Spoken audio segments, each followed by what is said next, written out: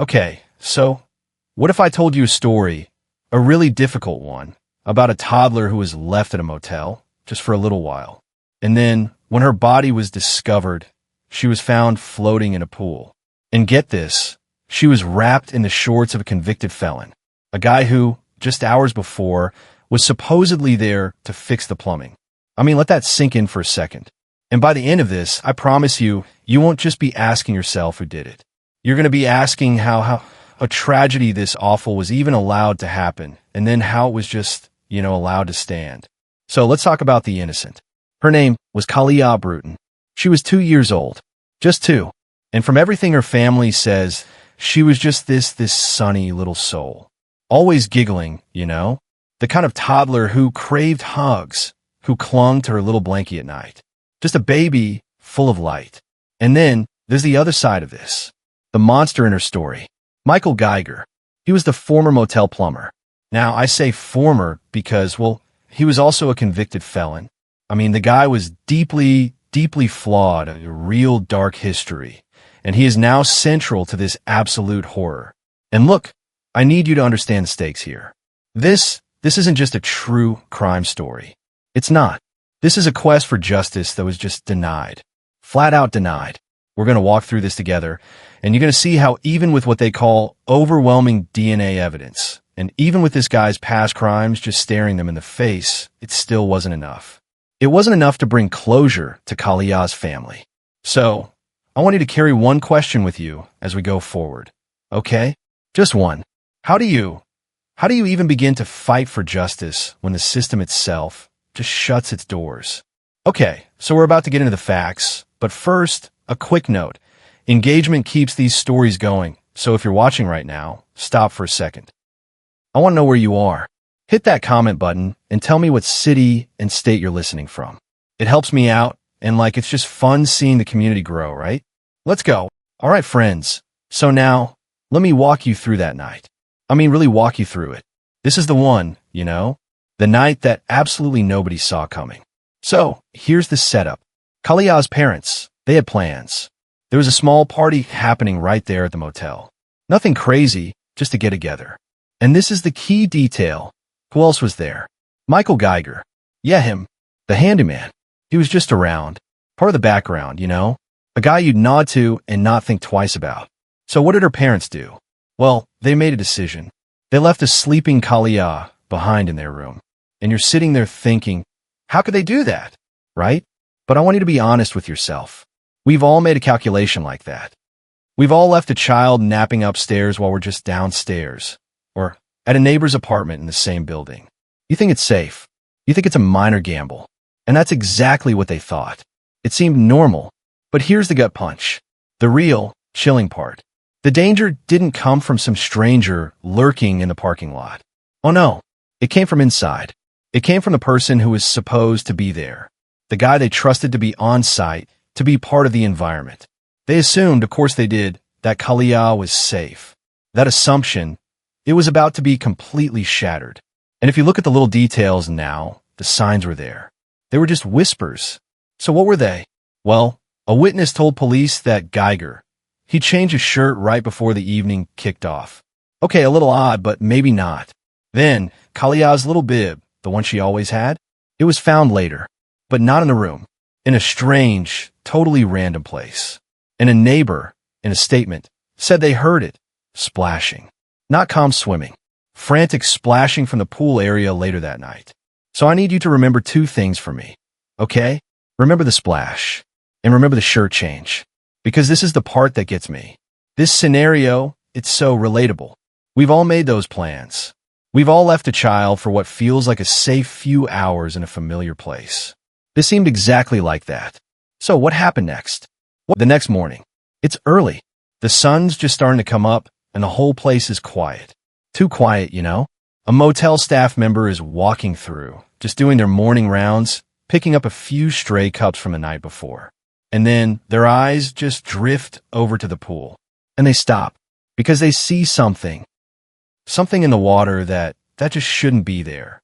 At first, maybe it's just a shape. A bundle of clothes? A discarded doll? But then it clicks. And that's the moment. That cold, sickening moment when someone realizes that something is horribly, horribly wrong. And as they get closer, and I want you to picture this, but it's so hard, as they see that it's a child, your mind it tries to fight it. It's like your brain shows you these flashes of the opposite, you know? You see a memory of Kalia, laughing, her little body toddling across the grass. You can almost hear her calling out, Mama, Dada, with that little baby voice. But then you're back to the water, back to the terror. And you see it, the detail that makes it a crime scene, not just a tragedy. There's something wrapped around her neck. A pair of men's shorts, tied there. And that's when the screaming starts. The 911 call it's pure adrenaline. The caller is practically screaming into the phone. Their voice is just shattered. I've heard it. There's a child in the pool. Oh my God, help her. Somebody help her. You can hear the panic, the utter desperation in the background. First responders arrive in what feels like seconds. They pull her tiny body from the water. And, there is no motion, no struggle, nothing. It's just still. It's the most awful stillness you could ever imagine. And so they approach. And what they discovered when they got up close to the water's edge, what they saw on her, guys, it's almost unspeakable. It changes you. I need I'll need to take a break after this. So after the first responders secured the scene, the real quiet team showed up. The crime scene unit. And I guess you picture this big, loud, chaotic scene, right? But it wasn't. When that forensic team arrived, they just went to work. In almost complete silence. It's kind of eerie, you know what I mean? So, they processed the entire pool area. And process. It's not just a quick look. They're taking water samples, bagging every single little fiber they can find, swabbing every surface, the ladder, the edge of the pool, everything for any tiny bit of DNA. It's this slow, meticulous dance, right? They're building a story out of invisible clues. And then the key evidence emerges. The most obvious one. Those shorts, the ones wrapped around her neck. And they're identified almost immediately as belonging to Michael Geiger. Like they were his. So that, on its own, is huge, right? But then it goes to the lab. And the DNA testing, oh man. The results come back and they show, get this, skin cells, bodily fluids, all sorts of trace materials. And it's not just her DNA on his shorts. It's a mixture. His and hers, all tangled together. Which, to be honest, seems like a slam dunk. It's the kind of thing you see on those crime shows, and you think, well, that's it. Case closed. But here's the thing, and this is where it gets tricky. There were these little discrepancies, these tiny cracks in the foundation. Like a report of a pair of gloves that might have gone missing from the kit. And then there was a small, but real, issue with the chain of custody paperwork for one of the swabs. Just a gap, a little ambiguity in the timing in the lab logs. And I remember this one detail, one lab technician, they wrote this little note on the form. It just said, keep eyes on sample 23. Just that. No explanation. So, I want you to remember 3 things for me. Okay? Remember the shorts, obviously. But also remember that lab slip with the weird note. And remember the little mark, this smudge, they found on the edge of the collar. It seemed like nothing at the time. But in a case like this, nothing is ever just nothing. All right, friends, so now we have to talk about the man at the center of this horror, Michael Geiger. Who is this guy? Let's pull back the curtain because his backstory, oh man, it's a dark one. So, first thing you need to know, Michael was not some random guy with a clean record. Not even close. He was an ex-con, a convicted felon. And get this, he had just been recently discharged from a 10-year prison sentence for kidnapping out of Oklahoma County. He was barely out of custody before this happened. This wasn't just some minor legal trouble. This was a history of violent felonies. And that's just the start of it. Prosecutors say his record goes back decades, with a conviction for felony robbery with a firearm back in 1995.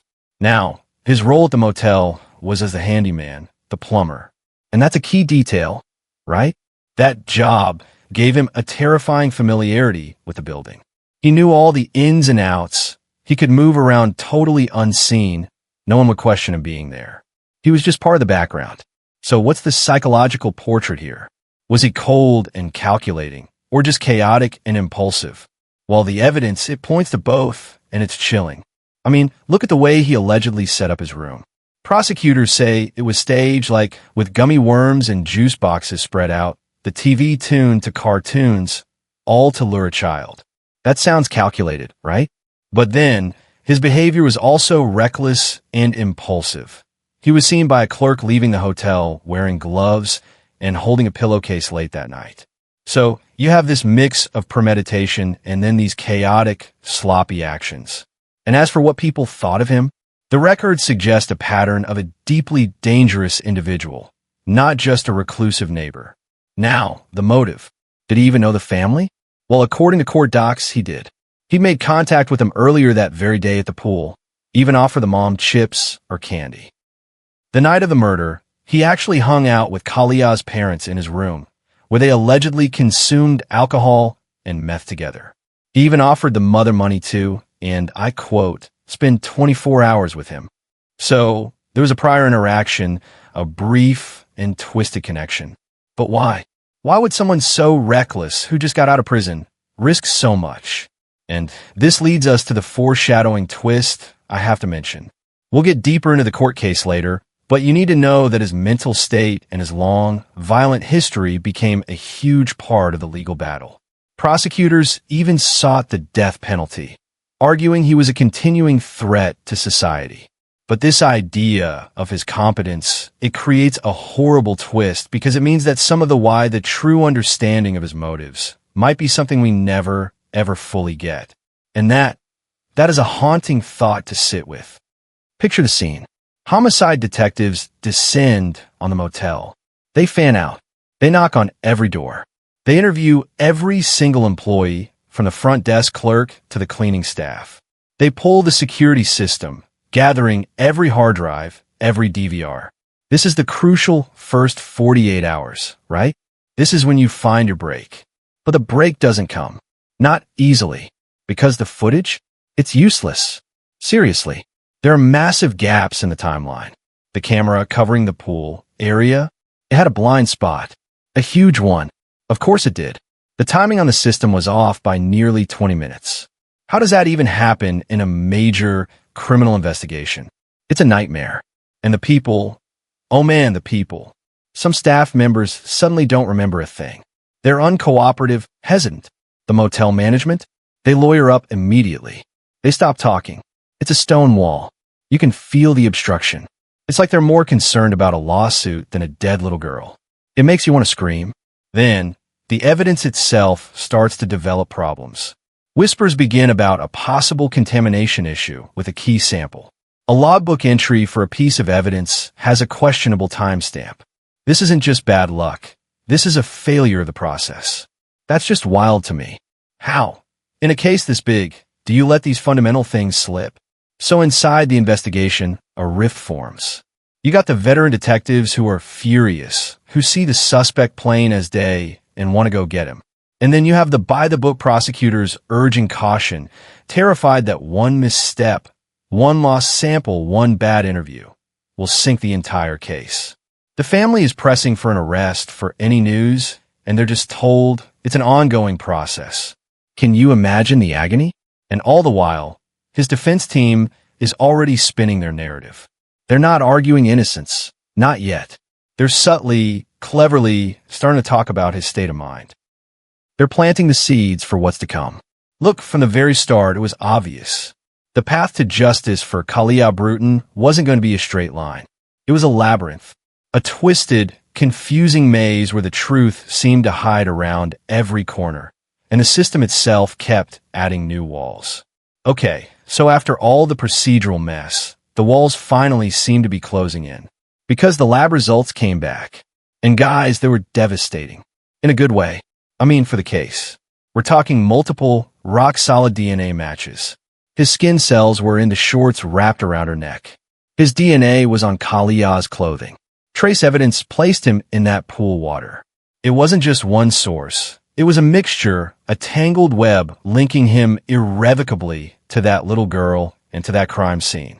The statistics were staggering. Odds of 1 in billions that it could be anyone else. I mean, come on. That's your smoking gun, right there. The defense files appeals on the competency issue. The prosecution files appeals to force the trial to begin. It's a brutal, slow-motion tennis match, and the ball is Kalia's justice. And then comes the ruling that shatters it all. The judge makes it official. Michael Geiger is declared mentally incompetent. The trial is halted. Indefinitely. Not guilty. Just stopped. Frozen in time. The emotional toll on the family is... I can't even find the word. You see their faces in the courtroom, the tears they can't stop, the frustration that turns to absolute devastation. Every time a hearing was scheduled, a tiny flicker of hope would rise, only to be crushed by another delay, another procedural hurdle. The public reaction is a mix of outrage and utter confusion. How can this be happening? The prosecutors don't give up. They file their own appeals, fighting to have the ruling overturned. But they're fighting an uphill battle. The law in many places is clear. An incompetent defendant cannot be tried until their competence is restored. And if it's never restored? So let's just pause here. Let this sink in. They had the case. They had the motive, the opportunity, the overwhelming DNA proof. They had everything. And yet, the court shut the door. Let's recap quickly. A child was murdered. Evidence pointed squarely to one man. That man was found, arrested, and linked by science. And then, he was declared incompetent, and the case vanished into a legal black hole. And since then, silence. I won't describe to you the specific, brutal details of what was done to Kalia. What happened in her final moments is too cruel to give words to. The official report, however, confirms a level of violence that is simply beyond comprehension. It is a horror her family has to live with every single day. Meanwhile, the institutions, they're largely silent. The state may claim it's reviewing the case. They might say there's no current law that allows for forced treatment to make someone competent for trial. The family is left waiting in this unprecedented legal limbo. The statute of limitations isn't a problem for homicide, but that's cold comfort when the trial may never happen. So you may be sitting there watching this, and you may wonder, is this the end? Has the system just given up? Because let me tell you something. The real crime now, the ongoing crime that everyone seems powerless to stop, isn't the one in the water. It's the silence. The deafening, unbearable silence that has become Kalia Bruton's true legacy in the eyes of the law. And that is a tragedy upon a tragedy. Just when you think this case can't get any more shocking, it does. And this one detail, this single piece of information that emerged later, it changes everything. It reframes this entire tragedy. Get this. During a later review of the evidence logs, an independent investigator found something. A handwritten note buried in the file from a junior lab technician. It wasn't in the official report. It was a scribble in the margin, dated from the initial evidence processing. And it said that when the shorts were first examined, there appeared to be what looked like bleach stains. Faint but present, on the inside of the collar, as if someone had tried to spot clean them. Let me repeat that. Bleach stains. Now, why is that so earth-shattering? Because it suggests something terrifying. It suggests an awareness, an attempt to destroy DNA evidence. This wasn't just the act of a chaotic, impulsive man. This was someone who, after the fact, knew exactly what he had done and tried to cover his tracks. He tried to tamper with the very evidence that would eventually damn him. This one detail, it changes the story completely. It shows the system wasn't just incompetent in its handling of the case. It may have been negligently blind. How was this note overlooked? How was this not pursued with everything they had? It makes you wonder if the system itself, through its failures, became complicit in obscuring the full truth. For the Bruton family, learning this was like being punched in the gut all over again. They felt vindicated. Here was proof of a conscious, calculating mind at work. But that vindication was instantly swallowed by pure, unadulterated rage. If this detail is true, and it was ignored, then every single step that came after, every delay, every procedural failure, every excuse, wasn't just a failure. It was an immediate, profound shame. So this is where we are. This is the brutal, unresolved truth. Michael Geiger was arrested. The DNA evidence was damning, a scientific sledgehammer, but he was declared incompetent. No trial, no verdict, no justice. The Bruton family remains in a state of perpetual limbo, trapped between grief and a system that has failed them at nearly every turn. This is bigger than one case. This is a glaring spotlight on a systemic failure.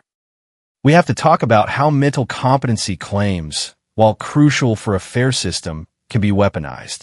How they can be used to derail cases with overwhelming evidence. This isn't just about Kalia. There are other cases, other families who have seen compelling evidence sidelined by legal technicalities, leaving them without answers and without closure. So I need to ask you directly, how long should a family be expected to wait for justice? How many more children will this system fail before something changes? How many more times will procedure triumph over truth? This story matters. It matters not just for Kalia, but for every single family who has ever trusted the legal system to protect them and to deliver accountability. The urgency here is real.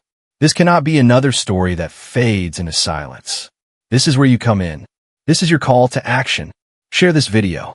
Share it everywhere. Make Kalia's name known. Let's build pressure that cannot be ignored. Contact legal foundations and victim advocacy groups. Demand that your local legislators look into these legal loopholes.